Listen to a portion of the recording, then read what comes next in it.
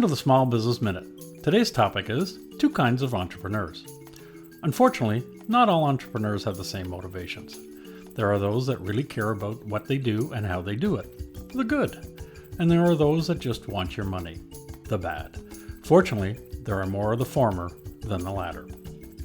We often hear complaints about how consumers have been taken advantage of by less than professional businesses. But these issues are equally as prevalent in the B2B environments. Let's look at both and hopefully provide some clues as to who you're dealing with. The bad. The bad entrepreneurs are the ones who are only in it for their own gain. They don't care about the customer. They just want to make a quick buck and move on. These types of entrepreneurs have no regard for quality or customer service. They may be selling products that aren't up to standard or services that don't deliver what was promised. They may also be trying to take advantage of customers by charging too much, often relying on the business owner's lack of knowledge of the market rates for these services. These types of entrepreneurs will be quick to promise results, but slow to deliver on them. They may also try to push you into a deal before you've had the time to think it through properly, by pressuring you into signing contracts that are not in your best interest. The good. On the other hand, there are good entrepreneurs who genuinely care about their customers and what they do. These are the people who take pride in their work and strive to deliver the best quality they can produce. Often, they'll walk away from a sale when they know they can't deliver on the customer's expectations. Let's be honest, that's one of the hardest things to do, but more often than not, it's the best decision for both parties. The good entrepreneurs also understand the importance of customer service. They will go out of their way to ensure the customers are satisfied with the product or service, and they'll be willing to put in the extra effort if something isn't quite right. These types of entrepreneurs will also be more transparent about pricing and, when questioned, willingly explain their cost. They may or may not negotiate, but you'll know why. Their goal is not just to make money, but rather to build long-term relationships with their customers, which usually begins with trust. If earned, this trust will result in repeat business, and repeat business is far more profitable than one-off sales. So how do you spot the difference? It's not always easy to tell the difference between good and bad entrepreneurs, especially when you're dealing with someone for the first time. But here are a few tips that can help. Number 1, research their background. Ask around in your network if they have any experience of working with them. This will give you an indication of how reliable they are and what kind of service that you can expect from them. But be careful where you source your referrals. Too often, entrepreneurs take the lazy way out and post on social media that they are looking for a referral for a specific supplier, such as a graphic designer and/or an accountant. Rarely does this solve their problem, as they end up getting dozens upon dozens of referrals from their connections, all stating that theirs is the best, without any context. This does nothing to solve the issue and is not much better than a Google search. Instead, contact a few key trusted associates and ask them if they can provide referrals to a service you're looking for. That way, you can have a more in-depth conversation about why they recommend them. Number 2, look at reviews online. Carefully read them. A telling sign of an entrepreneur's commitment to customer service is how or if they respond to reviews, but especially negative ones. An entrepreneur that ignores any reviews they get should be suspect. Let's not forget there are always 2 sides to an issue, and that the customer is not always right.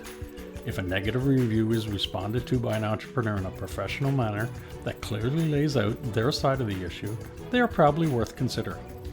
Ensure you check for tone and sincerity in the response. Righteous indignation might be an indicator they are difficult to work with. However, a high percentage of negative reviews without a response from the owner should get a pass. Likewise, nothing but 5-star reviews should also be looked at with a jaundiced eye. Lack of performance details or specifics might be a sign there could be a disproportionate number of fake or paid reviews.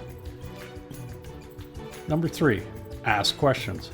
Once you've identified potential candidates, ask a lot of questions. The best suppliers tend to answer most questions before they were even asked, and not just the positive attributes, but also the negative ones.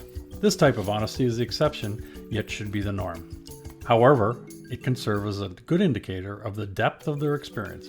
Because of this experience, they know what concerns their clients have and go out of the way to allay those issues with specific examples. Number 4, knowledge. Listen to what they say about their industry. Their discussion should include letting you know about the trends within their industry and whether they are in tune.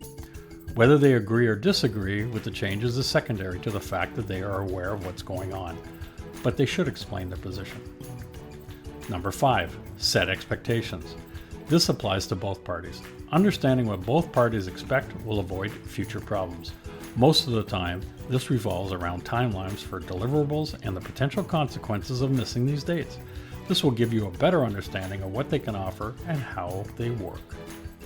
Number 6, get a quote. Ask for an estimate or quote on the service or product you are interested in. A good provider should be able to provide this quickly. If not, then it might be a sign they are not as professional as they claim to be. This may also indicate that they have limited experience with the type of work you are requesting and unsure how to price the service. Number 7, check their terms and conditions. This sounds like a no-brainer, but make sure you read all the small print before you sign any contracts or agreement. Question anything you don't understand and ensure you get straight answers. This will help you ensure that you are getting the best deal possible and there are no hidden fees or costs. Number 8, take your time. Don't rush into a decision. Take your time to consider all the options before making a final choice. In conclusion, it's important to do some research before committing to working with an entrepreneur, as not all entrepreneurs have the same motivation and goals in mind when working with customers. The good entrepreneurs care about their customers and strive to provide the best quality service and product they can, whilst the bad entrepreneurs are only in it for themselves. By taking your time to research the potential candidates, asking good questions, and read all of the small print before signing any contract, you should be able to find a good entrepreneur who will meet your needs. I'm Greg Weatherden, and this has been your Small Business Minute.